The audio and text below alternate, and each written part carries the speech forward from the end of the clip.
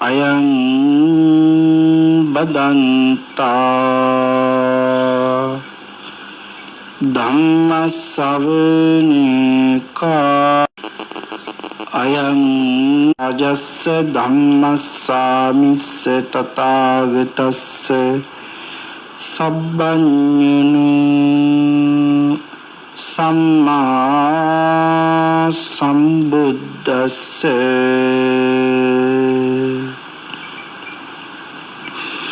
නමෝ තස්ස භගවතු අරහතු සබ්බ ධම්මේසු අප්පටිහත ඥානචාරස්ස දස බලධරස්ස චතුවේසා රජ්‍ය විසරදස්ස සබ්බ සත්තුත්තමස්ස ධම්මිස්ස රස්ස ධම්ම රාජස්ස ධම්මස්සාමිස්ස තථාගතස්ස සබ්බඤුනු සම්මා සම්බුද්දස්ස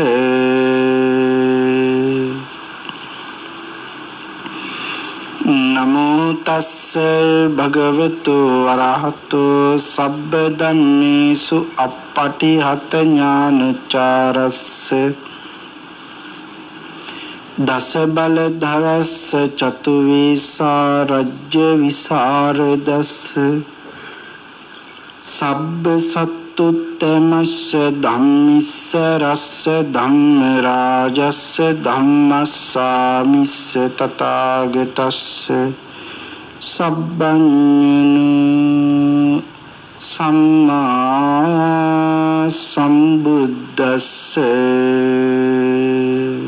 සාදු සාදු සද්ධර්ම ශ්‍රාවක කාරුණික ගුණගරුක සත්පුරුෂ බෞද්ධ පින්නතුනි අද ඔබ සියලුම දෙනා මේ සෝදානම් වන්නේ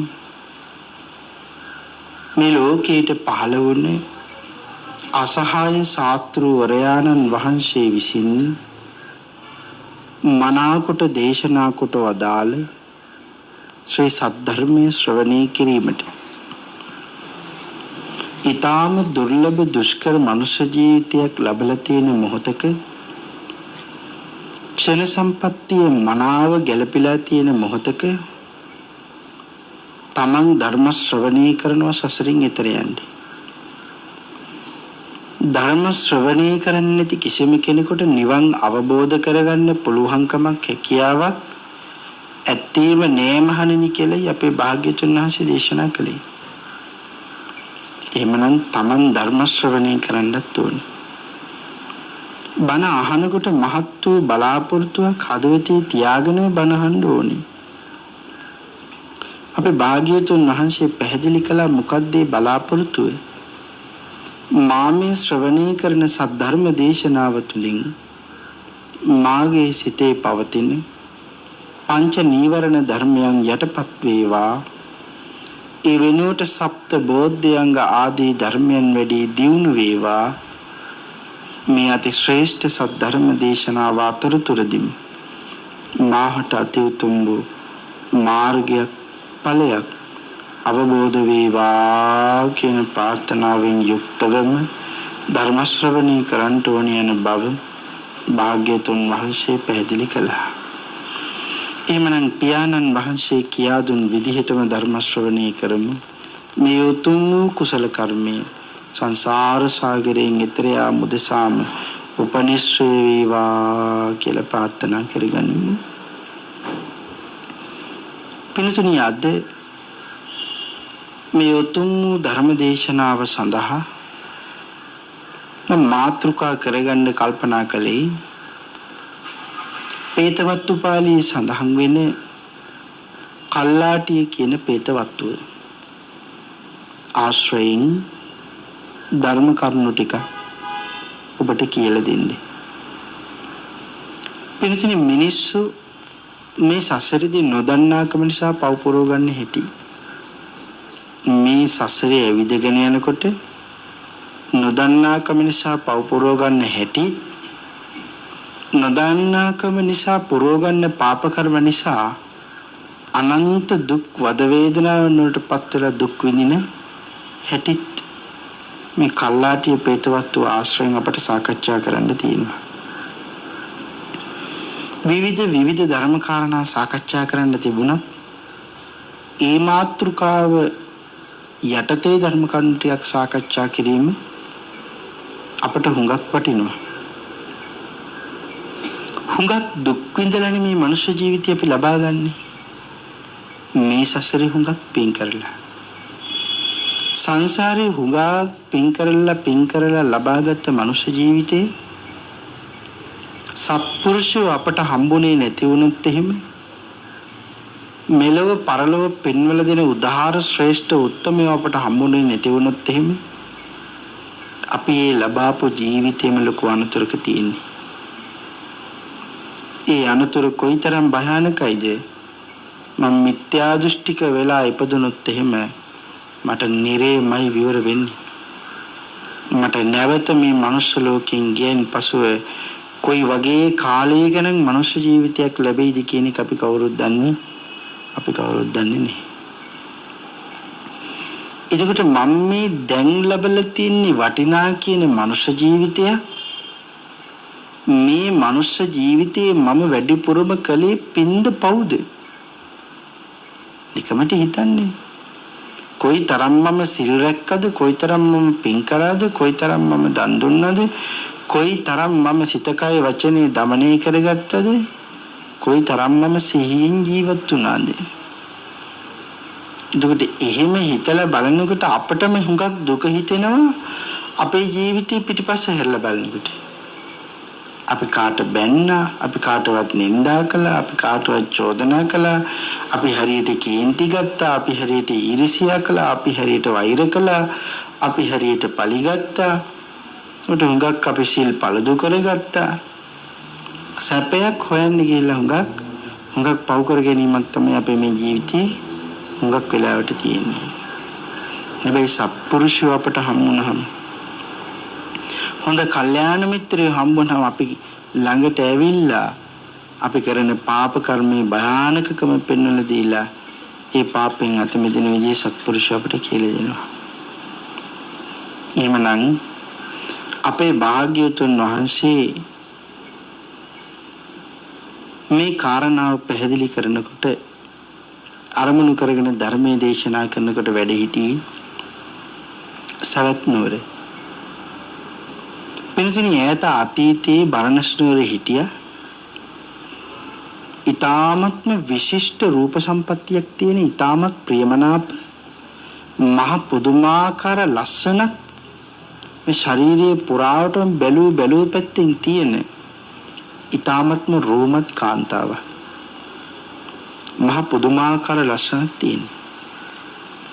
ඇයිගේ ඒ ලස්සන ස්වરૂපය තවත් ලස්සන කරන්න පුළුවන් රූප රාජිනියක් වගේ කරන්න පුළුවන් කෙස් කලඹකුත් ඇයට පිළිట్లా තිබුණා. මේ කාන්තාවන් බොහෝ සෙයින් කැමතිනේ කේශ කල්යාණියට. ඒකට පංච කල්යාණී එකක් තමයි කේශ කල්යාණී කියන්නේ. ඒකට තොනියට දිගට ඒ වගේම නිරෝගීව බලන පුරුෂයන්ගේ නිත්සිත ඇදගන්න කෙස් කලඹක් පිළිట్లా තිබුණා. ඒ නිසා ඇයි තවුරුඟක් ලස්සනයි. හැබැයි සඳහන් කරනවා ඇයි වෛශ්‍යාවක් කියලා, වෙසඟනක් කියලා. මෙන්න මේ කාන්තාව පුරුෂයන්ගේ ප්‍රියමනාප භාවයේ දිනා ගන්න නිසා පිරිසක් හිටියා ඇයට ඊර්ෂ්‍යා කරන, ඇයට වෛර කරන.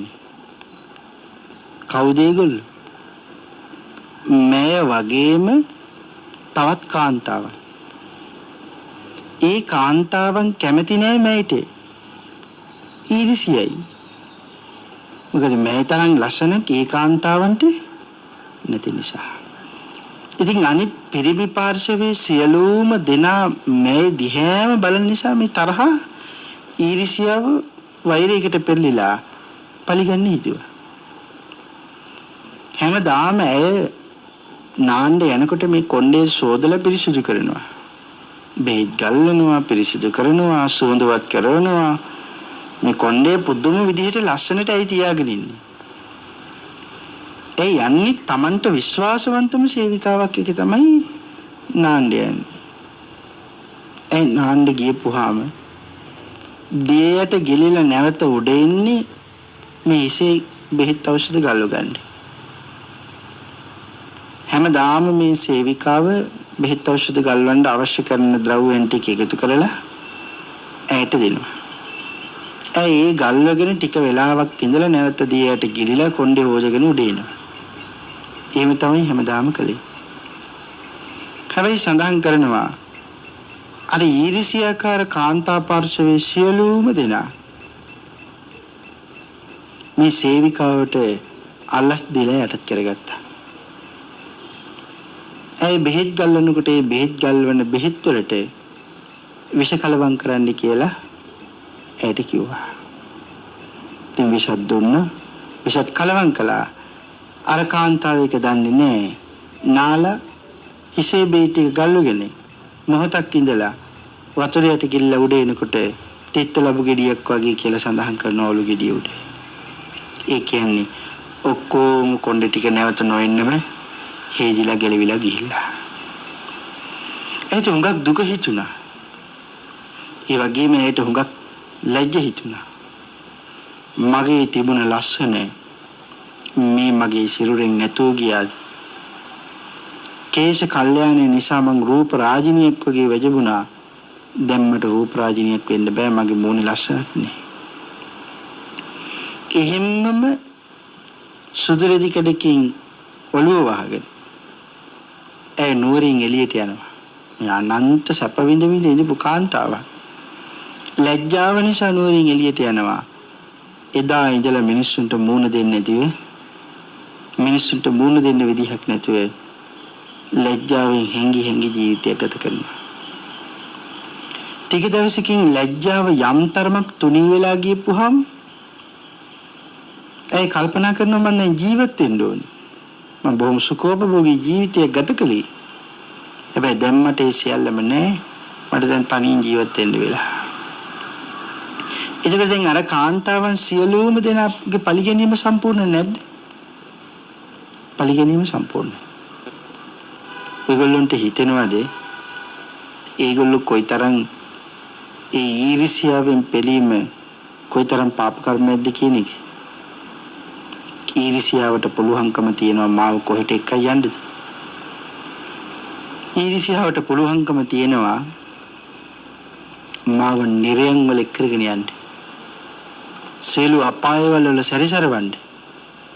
අනන්ත දුක් වද වේදනා විඳවන තත්ත්වයට පත් කරවන්නේ. මට තව කෙනෙක් පිළිබඳව තියෙන ඊර්ෂ්‍යාව, මට තව දෙයක් පිළිබඳව තියෙන ඊර්ෂ්‍යාවට පුළුවන්කම තියෙනවා මාව නිරයන් වලට එක්කගෙන යන්න. හිතන්න දැන් අපිට ඊර්ෂ්‍යාව හිතේ පහළ වෙලා තියෙනවද මේ ජීවිතේ? තව දෙයක් තව කෙනෙක් පිළිබඳව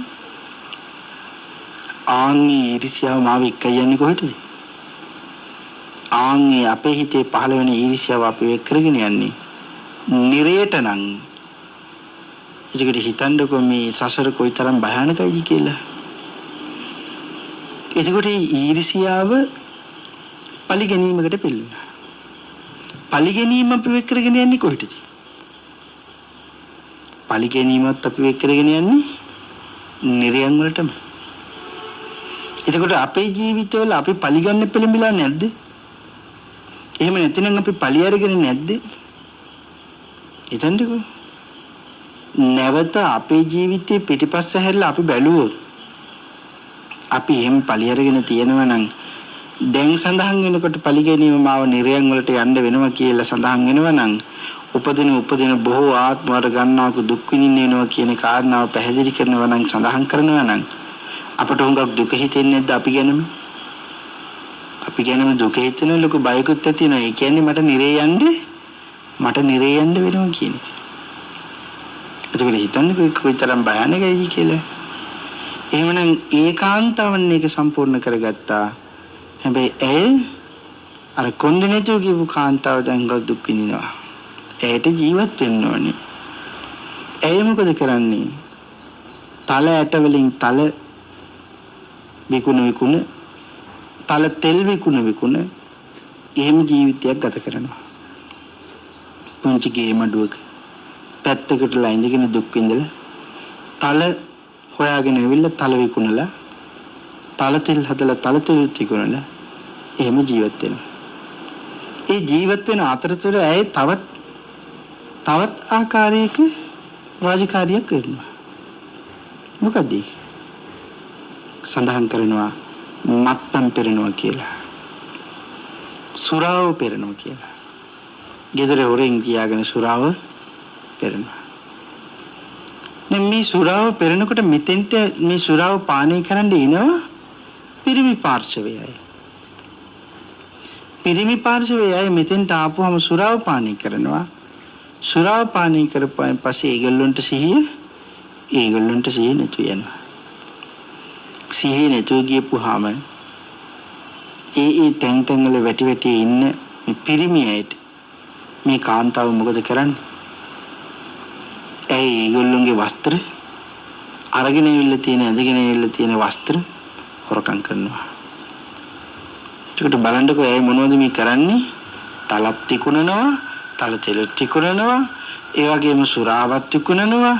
සුරාව විකුණලා එතෙන්ට ඇවිල්ලා බීපුවාම මද්ද්‍රව්‍ය පානය කරපුවාම ඒගොල්ලන්ට සිහිය නැති වුණාම ඒගොල්ලන්ගේ තියෙන වස්ත්‍ර ඒවත් හොරකම් කරනවා. ඒකට බලන්නකෝ මිනිස්සු කොයිතරම් පව් පුරව ගන්නවද කියලා දන්නේ නැති වෙයි. දන්නේ නැතුව මිනිස්සු කොයිතරම් පව් පුරව ගන්නවද? ඒකට මේ තණ්හාව නිසා නෙමෙයි මේ සියල්ලම. මගේ හිතේ තියෙන තණ්හාව නිසානේ. තණ්හාව නිසා තමයි මේ පව් පුරව ගන්නෙ. ඒකට සඳහන් කරනවා දවසක් මේ දකින්නවා රහතන් වහන්සේ නමක් ඇයි මේ ඉන්නේ කැලේ මේ ගේ ළඟින් පින්ඩපාත වෙනවා. උන්වහන්සේගේ ශ්‍රමණ සාරූප්‍යය දැකලා හරි ශ්‍රද්ධාවක් ඉපදුනා. පුදුමාකාර ගෞරවයක් යටහත් පහත් බවක් ඉපදුනා. ඇයි මහරහතන් වහන්සේ තමන්ගේ නිවසට ගෙන්නේ ගත්තා වඩම්ම ගත්තා. වන්දනා කළා නිවසට වඩම්ම ගත්තා. මහරහතන් වහන්සේට පාත්‍රේ පිරීලා ඉතිරිලා යන්නේ. තලවලට පැණි දාලා පැණි වැగిරෙන තල සහ තෙල් වැగిරෙන තල කලවම් කරලා පාත්‍රේ පිරීලා ඉතිරිලා යන රහතන් වහන්සේට පූජා කළා. දැන් මේ කලේ මොනව කරනසද? සුරාව පෙරනවා, ඒ වගේම තල වෙළඳාමුත් කරනවා, තල තෙලුත් වෙළඳාම් කරනවා, ඒ වගේම මිනිසුන්ගෙන් හොරකමුත් කරනවා. මේ ඔක්කොම තමයි මේ ශ්‍රද්ධාව ඉපදිලා මේ කටයුත්ත කරන්නේ. ඒකට සඳහන් කරනවා මහරහතන් වහන්සේ මේට අනුකම්පා කළා මේ තල් ටික වළඳනවා. දැන් ඒට අනුකම්පා කරලා ඒ වළඳන්නේ තිබ්බේ නැද්ද? පෞකාරයයි කියලා දමල ගහලා යන්නේ.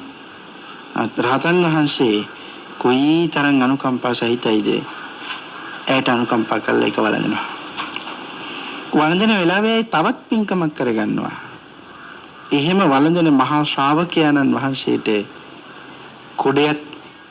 කොඩයක් ඉහළගෙන උන්වහන්සේට ගෞරව පූජාවක් සිදු කරනවා.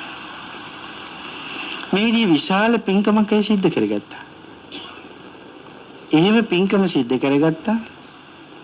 අපි හැමෝටම මැරෙන්න කාලය එන්නේ නැද්ද? දවසක මැරිලා යන්නේ කාලය පිටමොට වෙනවා. මේටත් මැරිලා යන්න කාලය ආවා කියන කාරණාව සඳහන් කරනවා. ඒ මැරිලා ගිහිල්ලා සඳහන් කරනවා බුද්ධාන්තරයක් මේ එක දිගට මේ මහා සාගරයේ මැද රන් විමනක විමාන ප්‍රේතියක් බවට පත් වෙලා ඉපදුනා. රන් විමනක විමාන ප්‍රේතියක් බවට පත් වෙලා ඉපදුනා මහා සාගරයේ මැද. සඳහන් කරනවා කොහොමද ඉපදිලා ඉන්නේ? ඒ කාරණාව දක්වනවා බුද්ධාන්තරයක් ඒ විමාන ප්‍රේතියක් වෙලා ඉන්නවා. අපේ භාග්‍යතුන් වහන්සේගේ කාලේ වෙලෙන්දු 100 දෙනෙක් සවැත් නුවරේ ඉඳලා ස්වර්ණ භූමියට වෙළඳාම යන නැවුනෙක් ගා. ඒ වෙලෙන්දු 100 දිනම් නෙවෙයි ඉඳලා ස්වර්ණ භූමියට මොහොත හරහා යනකොට මෙන්න මේ විමන දකින්න. රත්තරන් විමන මහ පුදුමාකාර රූප සම්පත්තියක් තියෙන ලස්සනක් තියෙන කාන්තාවක් මේ විමන ඇතුලේ ඉන්නොත් පේනවා. මේ වෙලෙන්දු මොකද කරන්නේ?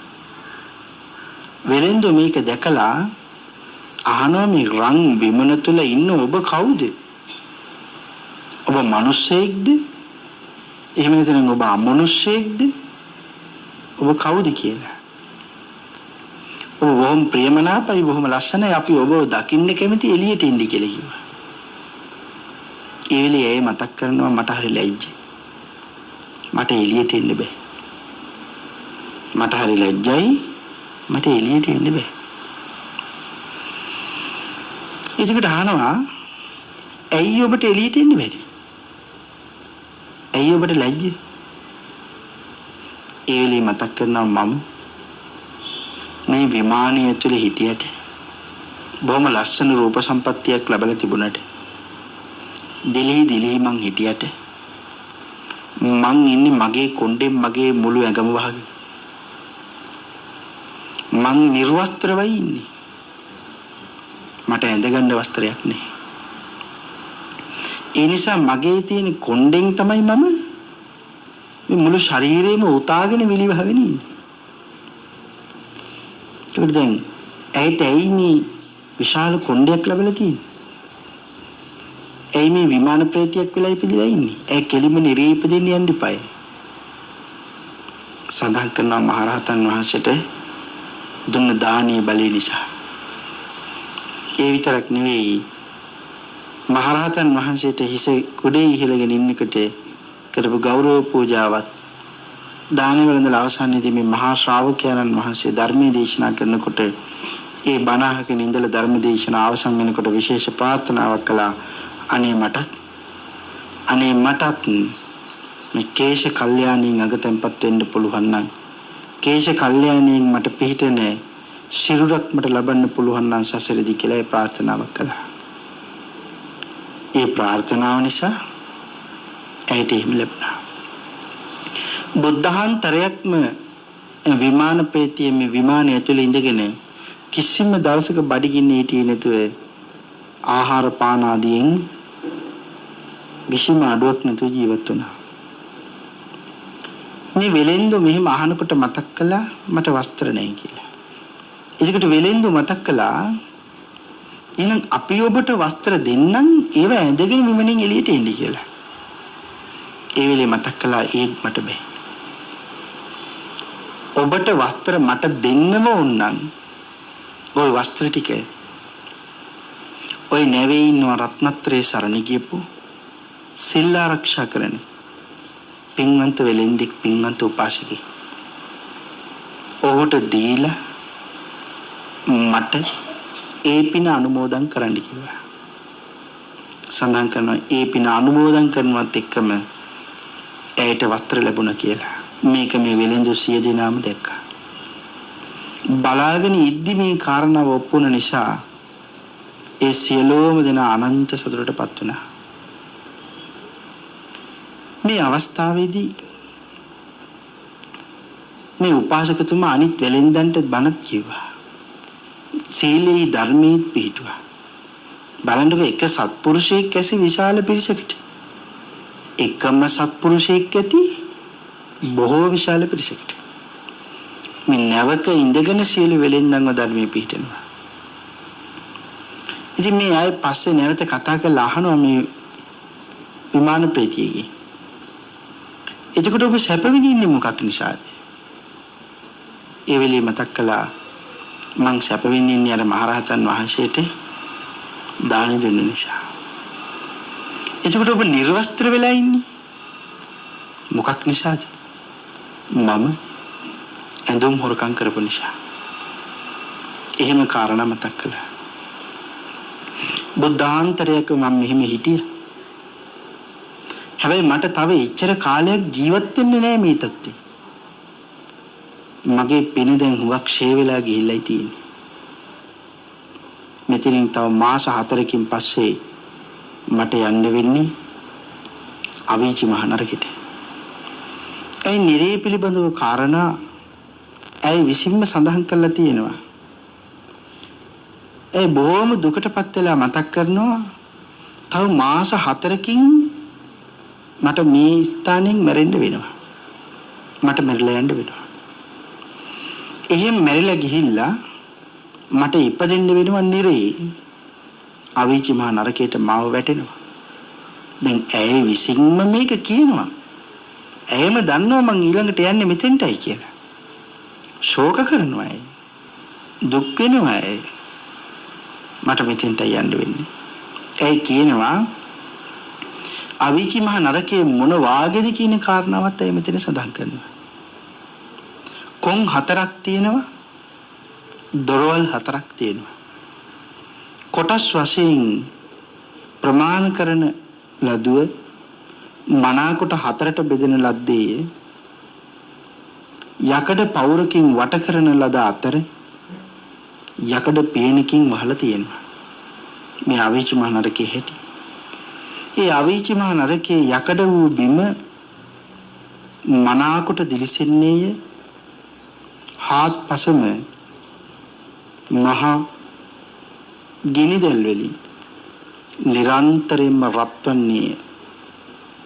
හැම වෙලේකම යොදුන් 100ක් තැන අවීචි මහ නරකයේ පැතිර තියෙන්නේ.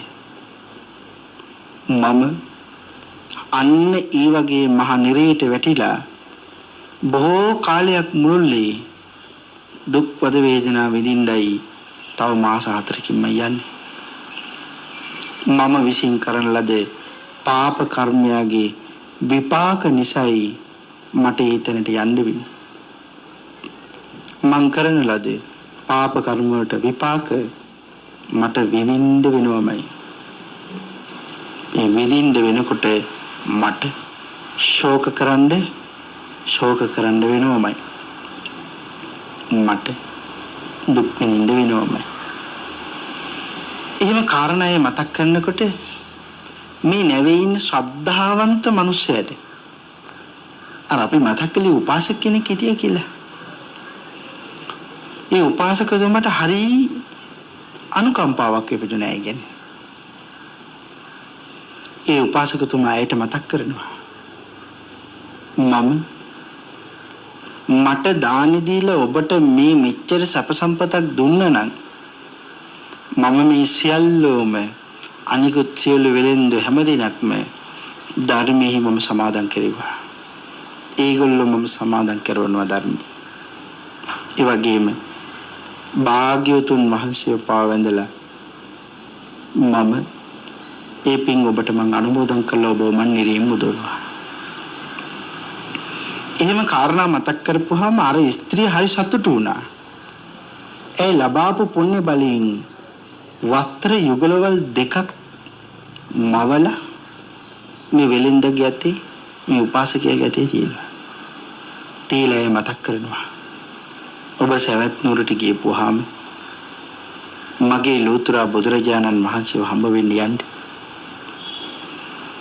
මගේ භාග්‍යවතුන් වහන්සේව වන්දනා කරන්න. උන්වහන්සේට කියන්නේ මම උන්වහන්සේගේ පාද මණ්ඩලයට නරල් තලයේ තියලා වන්දනා කරනවා කියලා මං අසුවල් ප්‍රේතිය කියලා උන්වහන්සේට කියන්නේ. මං වෙනුවට ගිහින් ලෝතර බුදුරජාණන් වහන්සේ වඳින්න මං වෙනුවට මගේ අත් දෙකෙන්ම මේ වස්ත්‍ර දෙක පූජා කරනවා වගේ භාග්‍යවතුන් වහන්සේට පූජා කරන්න. දැන් ප්‍රීතිය කාටද මේ කියන්නේ? අර වෙලින්දට. වෙලින්ද භාග්‍යවතුන් වහන්සේ හම්බ වෙන්නේ ගිහිල්ලා සරත් නුරදී භාග්‍යවතුන් වහන්සේට මේ කාරණාව පුත මතක් කරලා ඊට එපිට දවසේ භාග්‍යවතුන් වහන්සේ මුල් කරගත් මහ සංඝරුන්ට දානයක් දීලා බණත් අහලා මේ වස්ත්‍ර පූජාවත් කරලා භාග්‍යවතුන් වහන්සේට මතක් කළා ස්වාමීනි අසුවල් ප්‍රේතිය ඔබ වහන්සේව වන්දනා කරනවා. අසුවල් ප්‍රේතිය ඔබ වහන්සේට මේ වස්ත්‍ර යුගල පූජා කරන්න කිව්වා. එහෙම කාරණා පැහැදිලි කරලා අපේ බුදුරජාණන් වහන්සේ ළඟින් ඒ පේතියට පින් අනුමෝදනා කළා. සඳහන් කරනවා තවතිසාවේ ඉපදුනා කියලා. තවතිසා දිව්‍ය ලෝකේ දහසකට අධික දේවගණන් දිව්‍යාංගනාවන් පිරිවරාගෙන අනන්ත ප්‍රමාණ සැප සම්පත් විඳින කෙනෙක් බවට පත් වෙලා තවතිසාවේ ඉපදුනා. කවුරු නිසාද? එක සත්පුරුෂයෙක් කරපු අනුකම්පාව නිසා. මේ වෙලෙන්ද ඒ කාරණාව සිද්ධ කළේ නැතිනම් ඒ කොහෙද යන්නේ හිටියේ? ඒ ඉපදෙන්නේ හිටියේ අවීච මහනරකේ. එතකොට හිතන්න අවීච මහනරකේ කොයිතරම් භයානකයිද? ගියොත් නැවත ගොඩ ඒමක් නම් ලැබෙන්නේ නෑ. නැවත අපට කොයි වෙලාවෙ එළියට එන්න වෙයිද කියන එක අපි කවුරුත් දන්නේ නැහැ. හිතන්නකො මේ ලබාගත් මනුෂ්‍ය ජීවිතයේ අද අපි මෙතන ලබාගෙන හිටියට මීට කලින් සසරදී කී වතාවක් නිර්යන් වල අපි ඉපදිලා ඉන්නේ ඇද්ද? නිරේ හරියට gedara වගේ කියලා කියන්නේ දේවදත්ත ස්වාමීන් වහන්සේට. දේවදත්ත ස්වාමීන් වහන්සේට නිරේ හරියට gedara වගේ කියලා කියන්නේ ඇයි gedara කියලා කියන්නේ? හැම වෙලෙම වැඩිපුරම ඉපදෙන්නේ නිරේ නිසා. ඒකට හිතන්නකො අපිටත් ඒක එහෙමම නැද්ද? දැනට කී වතාවක් අපි මේ නිරයන් වල ඉපදිලා අනන්ත දුක් වේදනා විඳලා ඇද්ද? නිරේට ගියපුවාම හිතලා බලන්නකෝ නිරේ ඉන්න අය හැමදාම කියන එක වාක්‍යයක් තියෙනවා. හැම වෙලේම මුමුණන වාක්‍යයක් තියෙනවා. මොකක්ද ඒ වාක්‍යය? අනේ මට මනුස්ස ලෝකෙට යන්න තියෙනවා නම් මම සිල් රකින්නම්, මං පින් කරන්නම්, මං කුසල් දහම් වඩන්නම්, මම රත්නත්‍රේ සරණ යන්නම්, මම මේ අනන්ත දුක් විඳින්න වෙන සංසාර සාගරයෙන් නිදහස් වෙන්න. ඒක තමයි නිර්යන් වල ඉන්නයි කියන්නේ. පුංචි කාරණාවක් හිතන්න මනුස්ස ලෝකේ ඉන්න අපි සියලුම දෙනාගේ හිතට දුකක් දැවුනහම අනේ මේ දුක් මටමනේ වෙන්නේ කියලා අපි කියන්නේ නැද්ද? අපි හිතෙන් අපි කියනවා අනේ මේ දුක් වෙන්නේ මටමනේ වෙන කාටවත් නෙමෙයි මටමයි මෙහෙම වෙන්නේ. ඒකට මනුස්ස ලෝකේ ඉන්න අපි නිරන්තරයෙන්ම කියන වචනේ තමයි අනේ මෙහෙම දුක් වෙන්නේ මටමනේ. ඇයි මටම වෙන්නේ? අපි ඒක හැම වෙලේකම මොමුණන්නේ නැද්ද අපිට දුකක් දෙන වෙලාව? අපි එහෙම කරනවා. අන්න ඒ වගේ නිරේින් මටම වෙන්නේ මෙහෙමනේ කියන එක නෙවෙයි අහන්නේ. ඒගොල්ලෝ දන්නවා මම මේවා කරපු නිසයි මෙතෙන්ට ඇවිල්ලා ඉන්නේ. ඒ නිසා ඒගොල්ලෝ ඒ කාරණාව හිතන්න ප්‍රශ්න කරන්නේ. ඒගොල්ලෝ දන්න නිසා ඒගොල්ලෝ කියනවා මම යන්නම් මනුස්ස ලෝකයට යන්න ලැබුණොත් අහම්බෙන් හරි මම සිල් රකින්නම්, පින් කරන්නම්, රත්නත්‍රේ සරණ යන්නම්, සත්පුරුෂයෙක් වෙන්නම්, භාග්‍යවතුන් වහන්සේට කීකරු වෙන්නම්, හැකිතරම් ඉක්මනින් මේ දුක්ඛ සසරින් මම මිදෙන්න. ඒකට හිතලා බලන්නකො මනුස්ස ලෝකේ ඉඳලා අපි කියන වචනයත් නිරේන්ජල දුක් විඳිනයි කියන වචනේ අතර තියෙන වෙනස. යම් කෙනෙක් යම් පාප කර්මයක් කරගත්තොත් ඒ පාප කර්ම වලට දුක් අනිවාර්යෙන් ඒකාන්තයෙන් විඳින්න වෙනවමයි. උදාහරණයක් අපේ මුගලන් මහරහතන් වහන්සේ. උන්වහන්සේ පිළිබඳව දුර්මත සමාජයේ හරියට තියෙන උන්වහන්සේ නිල් පාට වෙලා ඉඳලා තියෙන්නේ අම්මට තාත්තට ගහපු නිසා කියලා. උන්වහන්සේ නිල් පාට වෙලා තින්නේ අම්මට තාත්තට ගහපු නිසා නෙවෙයි. උන්වහන්සේ අග්‍රස්ථානීය ප්‍රාර්ථනා කරනකොට මේ සංසාරේ විශේෂ ප්‍රාර්ථනාවක් කළා මම නිලුපුල් මල් පැහැයි ශරීරේ මට ලැබෙන්න ඕනි කියලා. ඒක නිසා අනිත් එක මුගලන් මහරහතන් වහන්සේ නිල් පාටද? නිල් පාට නෙවෙයි. නිලුප්පල වර්ණයි. නිලුපුල් වර්ණ පැහැයෙන් යුක්තයි. සමහර අය මතක් කරනවා කළු පාටයි කියලා. එහෙමත් නෙවෙයි. ඒකට මං කියන්නේ උන්වහන්සේ අම්මට තාත්තට සසරදී කරගත්ත හිරිහැරයක් නිසා උන්වහන්සේගේ මහා පරිනිර්වාණය සිද්ධ වෙන වෙලාවේ හොරු 500 දෙනෙක් ඇවිල්ලා ගහපු දනුමුගුරු වලින් ගහපු පහරට කොහොම දුක් විඳින්නේද? ඒ වේදනාව පින්තුනි සඳහන් කරනවා අබෑට ප්‍රමාණයට සුන්සහල් ප්‍රමාණයට මේ ඇඟේ යටකට කැඩෙනකන් මුළු ශරීරයටම පාර දුන්නා කියලා. හිතන්නකෝ මං ගමනක් යනකොට පයලිස්සලා වැටිලා මගේ අත කැඩෙනවා. අත කැඩුනහම ඇටකොට්ට පුපුරලා ගියොත් එහෙම කොයිතරම් වේදනාවක් දැනෙනවද නේ? හිතන්නකෝ කොයිතරම් වේදනාවක් මට දැනෙනවද කියලා ඇටකොට්ට පුපුරලා ගියපුවාම. රෑ ඉඳලා ඉල්ලි වෙනකන් නිින්දක් නැතුව වේදනාවට වෙනම දුක් විඳින්න වෙනවා. ඒකට හිතන්නේ ඇටකොට්ට පුපුරලා ගියපුවාම මට එහෙම වේදනාවක් දැනෙනකොට හොරු 500 දෙනෙක් එකතු වෙලා දඩමුගුරු වලින් පණ පිටින් ඉන්නකොට මගේ ඇඟ තනනකොට මේ ඇටකටු අබසහල් සුන්සහල් ප්‍රමාණයට වෙන ප්‍රමාණයට කැඩෙන්න ගහන්න කොයිතරම් වේදනාවක් දැනෙන්නද? අපේ පින්නසුට හිතෙන්න පුළුවන් ඔය 500ම ගහන්න නැතුව ඇති 3-4 දෙනෙක් ගහලා බේරෙන්න ඇති කියලා. 3-4 දෙනෙක් නෙවෙයි සඳහන් කරන මුළු හොරු 500 දෙනාම මහරහතන් වහන්සේට ගෙවුවා කියලා. එතකොට මහරහතන් වහන්සේ බලනවා ඇයි මම මෙහෙම වෙන්නේ? මම සසරදි කරගත්තේ පාප කර්මයක. අවශේෂ විපාකයි මම විඳින්නේ. සසරි කරගත්ත පාප කර්මයක අවශේෂ විපාක. එතකොට බලන්නකෝ උන්වහන්සේ පාප කර්මයක අවශේෂ විපාකයේ විඳිනවා. හොරු ටික මේ සසරේ කිසිම දවසක නිදහස් වෙන්න බැරි වෙන්නේ මහා පාප කර්මයක් කරගන්නවා. මේ පාප කර්මය කරගන්නේ මේ ගෞතම සම්මා සම්බුද්ධ ශාසනයේ වාම මහ ශ්‍රාවකයන්න් වහන්සේට අනන්ත ප්‍රමාණ කරදර හිරිහැර කරලා. ඒකට හිතන්නේ කොයිතරම් පාප කර්මයක්ද මේ කරගන්නේ කියලා දැන් තේරෙනව නේද? සසර හැදෙන හැටි. තව කෙනෙක් නිදහස් වෙනකොට තව කෙනෙක් මේ සසරට අහු වෙනවා. එහෙමනම් මේ සසරේ ඇති අති භයානකකම රෞද්‍රකම අපිට තේරුම් ගන්න පුළුවන් නම් අපි ඔක්කොම ප්‍රඥාවන්තයෝ. අපිට මේ සසරේ භයානකකම තේරුම් අරගන්න පුළුවන් නම් අපිට වැටහෙනවා නම් මේක හරියට පැටලුණු නූල් බෝලයක් වගේ. හැබැයි මේ නූල් බෝලේ කොන අපට හම්බෙලා තියෙනවා. ඒ කොන අපට භාග්‍යජනන්සේ පෙන්වලා තියෙනවා. දැන් තියෙන යාන්ගේ නූලේ කොන අල්ලගෙන අපිට මේ ගැටේ ලියන්නේ. එමනම් අපිට භාග්‍යතුන් වහන්සේ සරණ යන අවස්ථාව ලැබිලා තියෙනවා.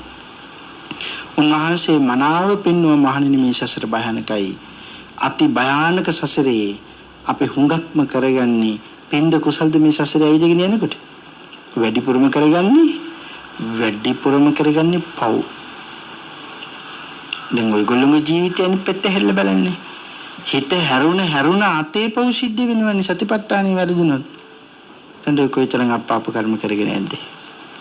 ඔන්න ඔය පාප කර්ම වලට විපාක නැහැ කියන එක අමතක කරන්න එපා, හිතන්න එපා.